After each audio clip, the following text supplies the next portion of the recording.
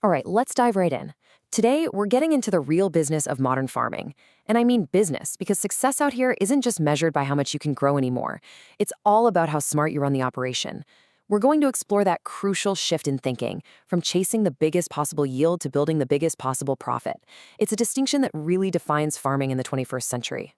So that brings us to the big question, doesn't it? Is a farmer, at their core, a biologist, someone who just nurtures life from the soil? Or are they an economist, managing assets, weighing risks, and playing the markets? The truth is, and this is what we're going to unpack, to really succeed today, you have to be a master of both. So let's get this straight from the get-go. On one hand, you've got productivity. That's the classic metric, right? Maximizing your yield, getting as many tons per hectare as you possibly can. But on the other hand, and this is where the game has changed, you have profitability. This is all about your return on investment. It recognizes that every single thing you do has a cost.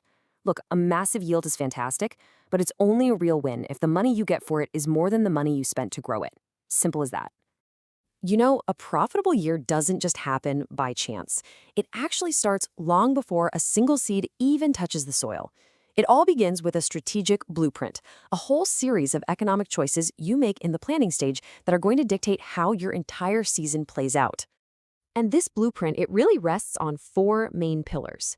First up, setting target yields that are actually realistic. Second, you gotta select the right crops and the specific varieties, the cultivars, that suit your farm. Third is planning your crop rotation, which is more of a long-term investment. And finally, number four, you have to manage your risk right from the very start. Every one of these isn't just a farming decision. It's a critical financial decision. So when I say target yield, what does that actually mean? It's not just some number you hope for. Not at all. It's a calculated, data-driven goal. You're looking at your farm's history over the last 5 years, you're measuring the water you have available when you plant, and you're considering the long-term climate outlook. That number, your target yield, becomes the anchor for every other decision you make. How much seed to buy, how much fertilizer to order, the works. It turns your whole plan from a guess into a genuine strategy. Now, a huge part of that preseason strategy is deciding what you're even going to grow. Are you playing the commodity game with big acre crops like wheat and maize? I mean, these are grown on a massive scale, and your price is pretty much set by huge global markets.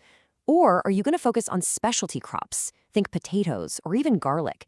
These are high-value, intensively managed crops. They definitely need more capital and a lot more hands-on care. But wow, the potential return per hectare can be much, much higher. They're just two totally different economic ballgames. And risk management, that starts right here too. And I'm not just talking about insurance policies. I'm talking about using agronomy as a financial tool. For instance, planting a few different cultivars of the same crop. That spreads your risk. If one gets hit by a specific disease, another might be just fine. And crop rotation, that's not just good for the soil, it's a brilliant investment in avoiding risk down the line. It breaks pest cycles, which means you spend less on chemicals later. See, these are all economic moves you make before the season even kicks off. Okay, so your crops are in the ground. Now the game shifts. The focus is all about managing your in-season costs.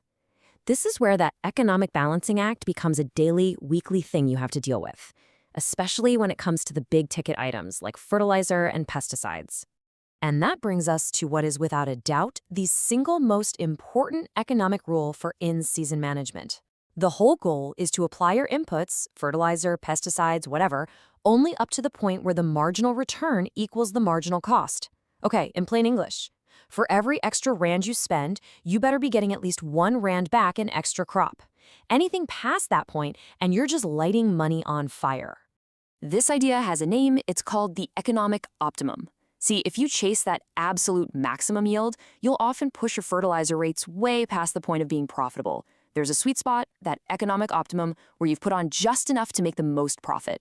Go beyond that point, and every extra bag of fertilizer you apply costs you more than the tiny little bit of yield you get back.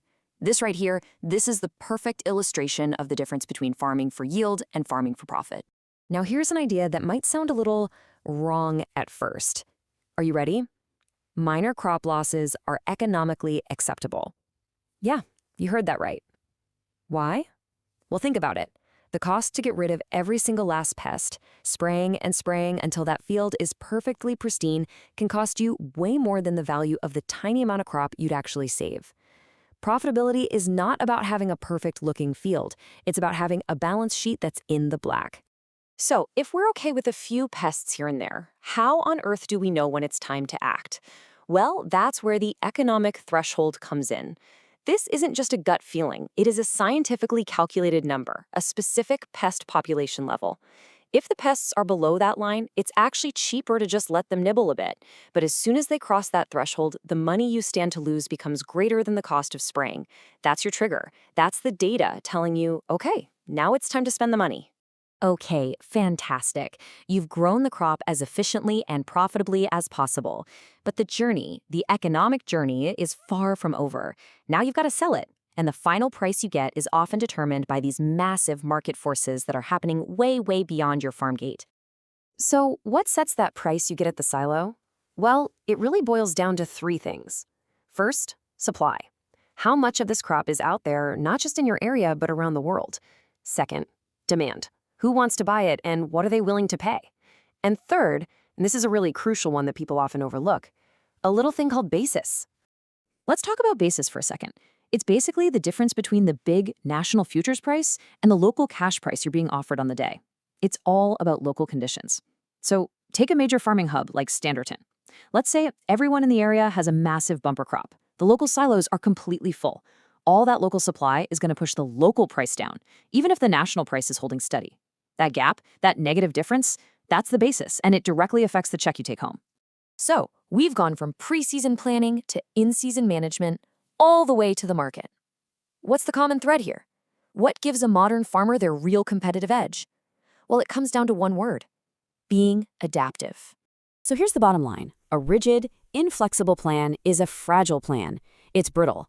The farmers who are the most profitable, year after year, are the ones who learn how to adapt. They're constantly tweaking and revising their strategies based on what's happening right now. A change in the weather, a swing in commodity prices, a sudden jump in fertilizer costs. Your business plan has to be a living, breathing document, not something carved in stone. And that really brings us full circle. The real return on your investment isn't just found in one successful harvest. It's found in your overall strategy, your adaptive strategy. It's all about diversifying your crops to spread out risk. It's about optimizing your inputs with real data. It's about planning with realistic targets and one eye on the market. It's about using rotation as a long-term investment in your farm's future. And above all, it's about being ready, willing, and able to adapt to whatever the world throws at you. So I'll leave you with one final question to chew on. In this crazy world of changing climates and volatile markets, what is a farmer's most valuable asset? Is it the rich soil under their boots? Or is it the tough, flexible, and adaptive business plan they use to manage it all? Something to think about. Thanks for tuning in.